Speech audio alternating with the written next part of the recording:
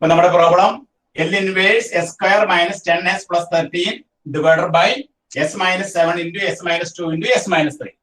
അപ്പൊ ഇവിടെ നമ്മൾ ആദ്യം തന്നെ ആ ഫംഗ്ഷനെ പുറത്തേക്ക് എടുക്കുന്നു.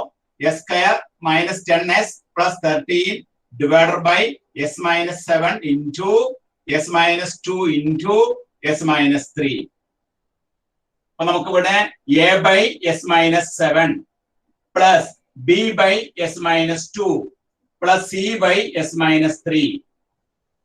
പാർഷ്യൽ ഫ്രാക്ഷൻ മെത്തേഡില് A by B by C by എന്ന് എഴുതുന്നു. ഇനി നമുക്ക് എയും ബിയും സിയും കണ്ടുപിടിക്കാം. അതിന് എന്ത് ചെയ്യണം? ലെഫ്റ്റ് ഹാൻഡ് സൈഡിന്റെ ഡിനോമിനേറ്റർ കൊണ്ട് മൾട്ടിപ്ലൈ ചെയ്യാം. അങ്ങനെ മൾട്ടിപ്ലൈ ചെയ്യുമ്പോൾ നമുക്ക് എന്ത് കിട്ടും? S square minus 10s plus 13 is equal to A into ഇവിടെ S minus 7 പോയിട്ട് ബാക്കി S minus 2 into S minus 3 plus B into ഇവിടെ S minus 2 പോയിട്ട് ബാക്കി S minus 7 into S minus 3 plus അടുത്ത കേസിൽ C into S minus 3 പോയിട്ട് ബാക്കി S minus 7 into S minus 2. അപ്പൊ ലെഫ്റ്റ് ഹാൻഡ് സൈഡിന്റെ ഡിനോമിനേറ്റർ കൊണ്ട് നമ്മൾ എല്ലാ ടേമിനും മൾട്ടിപ്ലൈ ചെയ്യുന്നു. അപ്പൊ ലെഫ്റ്റ് ഹാൻഡ് സൈഡിൽ remaining S square minus 10s plus 13. Right hand സൈഡിൽ എയുടെ കേസിൽ S minus 7 പോയിട്ട് S minus 2 into S minus 3. ഈ സെക്കൻഡ് കേസിൽ ബിയുടെ കേസിൽ B into S minus 7 into S minus 3. Third കേസിൽ സിയുടെ കേസിൽ C into S minus 7 into S minus 2. ഇനി നമ്മൾ ചെയ്യുന്നത് എന്താണ്?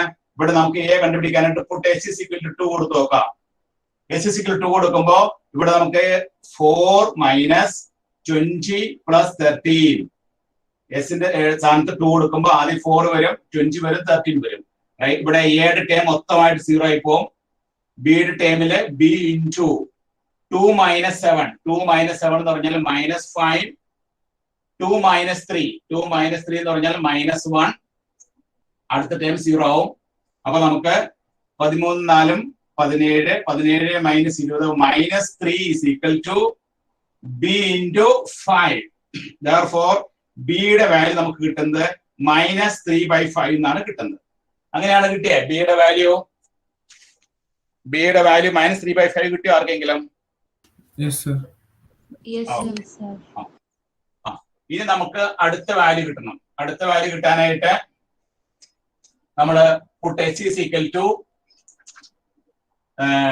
ആദ്യം 2 കൊടുത്തു, ഇനി 7 കൊടുക്കാം. S is equal to 7 കൊടുത്തു കഴിയുമ്പോൾ ലെഫ്റ്റ് ഹാൻഡ് സൈഡില് 7 സ്ക്വയർ എന്ന് പറഞ്ഞാൽ 49 minus 10 into 7 70 plus 13 is equal to first ടേമില് 7 minus 2 5 A into 5 into 7 minus 3 4.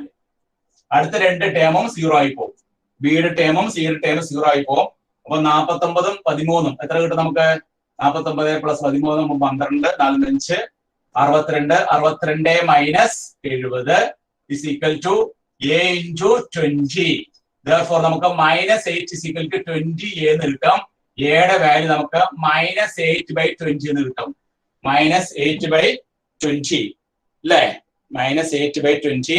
അതിന് നമുക്ക് ഒന്നും കൂടി സിംപ്ലിഫൈ ചെയ്യുമ്പോൾ നമുക്ക് -2/5 എന്ന് എഴുതാം. അപ്പൊ എയുടെ വാല്യൂ നമുക്ക് കിട്ടിക്കഴിഞ്ഞു -2/5. ശരിയാണോ കിട്ടിയത്? A = -2/5 കിട്ടിയോ? ഇനി അടുത്ത put S is equal to അടുത്ത വാല്യൂ നമ്മൾ കൊടുക്കേണ്ടത്. അപ്പൊ 2 കൊടുത്തു, 7 കൊടുത്തു, 3 കൊടുക്കാം. 3 കൊടുക്കുമ്പോ ലെഫ്റ്റ് ഹാൻഡ് സൈഡില് 9 minus 10 into 3 30 plus 13 is equal to 3 square.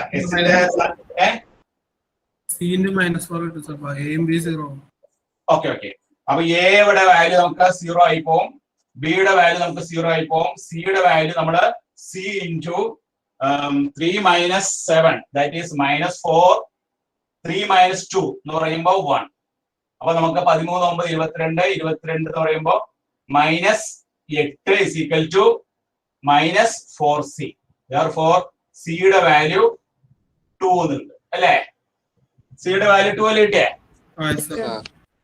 അപ്പോ സി കിട്ടി, എ കിട്ടി, ബി കിട്ടി. Therefore നമ്മുടെ L ഇൻവേഴ്സ് കണ്ടുപിടിക്കണം.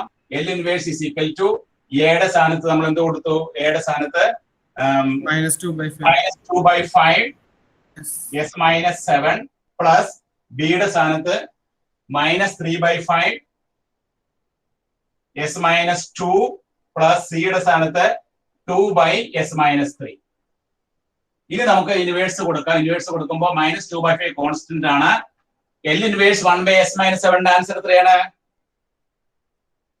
1/s-7 answer e⁻70 plus -3/5 into 1/s-2 answer എന്താണ്?